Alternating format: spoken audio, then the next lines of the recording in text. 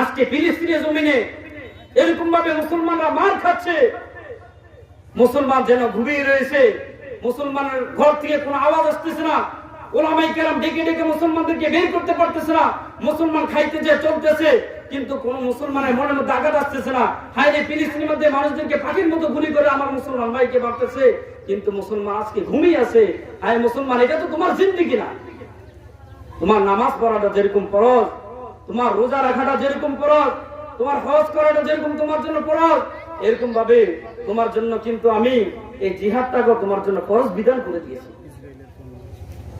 এই কারণে মুসলমান, আমরা ইসরায়েলের এই পণ্য, আমাদের দেশে যে পণ্যগুলো আছে, আমরা কমপক্ষে যেহেতু আমরা জিহাদ করতে পারতেছি না, তাদেরকে সহযোগিতা করতে পারতেছি না ফিলিস্তিনি মুসলমানদেরকে, আমরা ইসরায়েলে যে পণ্যগুলো আছে আমরা এই বাংলাদেশ থেকে বলে দিতে চাই, এই পণ্যগুলো বর্জন করে বলে দিতে চাই যে আমরা তোমাদেরকে এরকম ভাবে একের পর এক আমরা বয়কট করে যাব। মুসলমান এটা বলতে পারি না? আমরা যদি ইসরায়েলে পণ্য না খাই, আমরা কি না খেয়ে মারা যাবো? বলেন, ইসরায়েলে কি ভাত কি ইসরায়েল থেকে আসে, চাল কি ইসরায়েল থেকে আসে, ডাল কি ইসরায়েল থেকে আসে? এগুলো খাই, আমরা ওই জিনিসগুলো বর্জন করে দিই।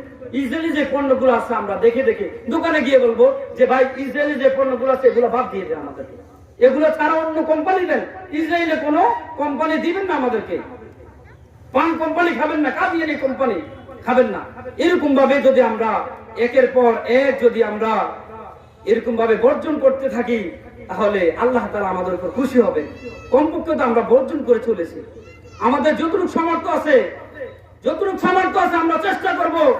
তারপরে ওই দিন আল্লাহর কাছে বলতে, আল্লাহ আমরা কিন্তু জিহাদ করতে পারি নাই, যুদ্ধ করতে পারি নাই, মুসলমানদের জন্য রক্ত দিতে পারি নাই, আল্লাহ তোমার জমিনে তোমার দ্বীন বিজয় করার জন্য রক্ত দিতে পারি নাই আল্লাহ, কিন্তু আমি কমপক্ষে যারা মুসলমানের শত্রু ছিল তাদের মালগুলো বর্জন করেছি, আমি চেষ্টা করেছি তাদের মালগুলো বর্জন করে ধরে তাদেরকে কিভাবে ক্ষতি করা যায় চেষ্টা করেছি, ওই দিক দিয়ে আমি চেষ্টা করেছি। আল্লাহ আপনি আমাকে মাফ করে দেন। হয়তো